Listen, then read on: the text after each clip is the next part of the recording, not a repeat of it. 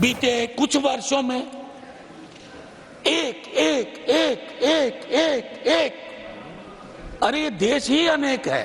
मैंने कभी कल्पना नहीं की थी कि पॉलिटिकल साइंस में अंडर ग्रेड में एडमिशन लेने के लिए बच्चा कोचिंग इंस्टीट्यूट में जाएगा। सर अगर रैप अप कहने कहिएगा तो यूं ही बैठ जाऊंगा। हालांकि उन मंत्री जी से मैं शिकायत करता नहीं हूं, क्योंकि जो उनका पोर्टफोलियो है उस पर वो कम बोलते हैं, बाकी विषयों पर ज्यादा बोलते हैं। अरे बड़ा सम्मान करता हूं, आपको पता नहीं है। बस वो हिंदू मुसलमान करते रहे, हम फिर भी सम्मान करते हैं। एनटीए को अरब महासागर या बंगाल की खाड़ी में फेंकिए, चॉइस इज योर्स। बीते कुछ वर्षों में एक एक एक एक एक एक अरे ये देश ही अनेक है, अनेकता में एकता। यहां भोजन की विविधता है, वस्त्र की विविधता है, क्षेत्रों की विविधता है, धर्म की विविधता है, इन विविधताओं और भाषा की विविधता है। इन विविधताओं के मध्य हमारे अप्रोच में विविधता का सम्मान होना चाहिए था, जिसका नीट जैसी संकल्पना, एनटीए जैसी संस्था उस संकल्पना को मैं समझता हूं उसके साथ उचित न्याय नहीं करती है। माननीय उपसभापति महोदय, मैंने सदन में पहले भी कहा, मैं दोबारा दोहरा रहा हूं, हमारे यहां अंडर ग्रेजुएट एडमिशन में दिल्ली यूनिवर्सिटी में कुछ दिक्कतें थी सर। काफी मार्क्स सीबीएसई का, अलग अलग बोर्ड्स का। अब क्या हुआ ना, हम एक अद्भुत मुल्क हैं, we throw the baby with the water. अब हुआ यूं कि हमने उसके बदले सीयूईटी की व्यवस्था की। अब मैंने कभी कल्पना नहीं की थी कि पॉलिटिकल साइंस में अंडर ग्रेड में एडमिशन लेने के लिए बच्चा कोचिंग इंस्टीट्यूट में जाएगा। सीयूईटी का मतलब हो गया कोचिंग के पितामह, कोचिंग का जन्म। अब देख लीजिए मशरूम की तरह आ गए। तो ये चीजें हमें सोचनी होगी।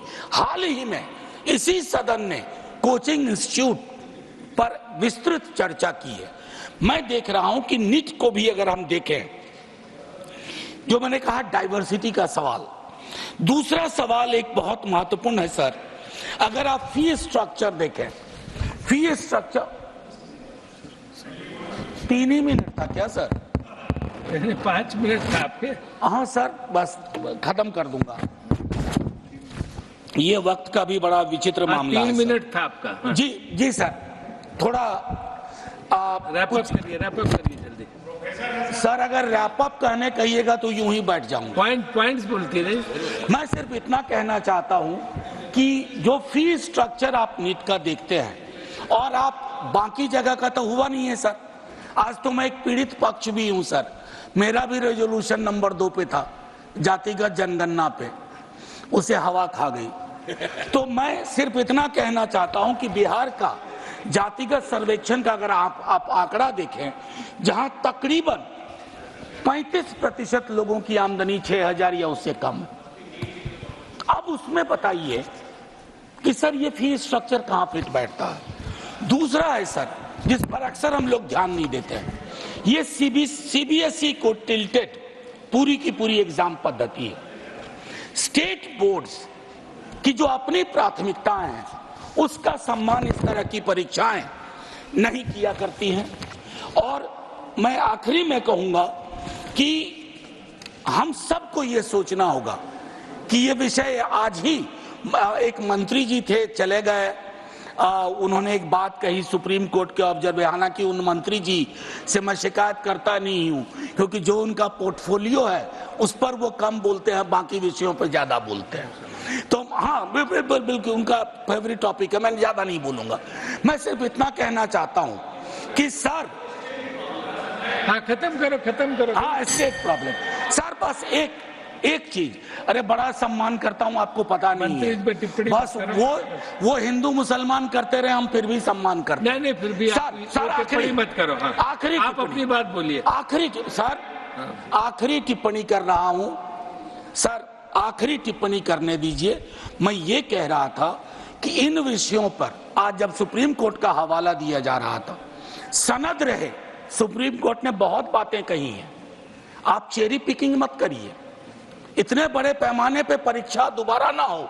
लेकिन ये भी कहा है पटना हजारीबाग के बारे में, गोधरा के बारे में भी चर्चा हुई है। मेरा सिर्फ ये कहना है माननीय सर्वोच्च न्यायालय के समक्ष सम्मान सहित इतना जरूर कहूंगा, आज के दिन में टेक्नोलॉजी जो है उसमें अगर पटना में कोई लीकेज होगा ना पेपर का, तो उसको हवाई जहाज का टिकट लेकर के गुजरात नहीं पहुंचना है, वो सेकंड में पहुंचेगा सर। इसलिए पूरी परीक्षा एक लेवल पे कॉम्प्रोमाइज थी।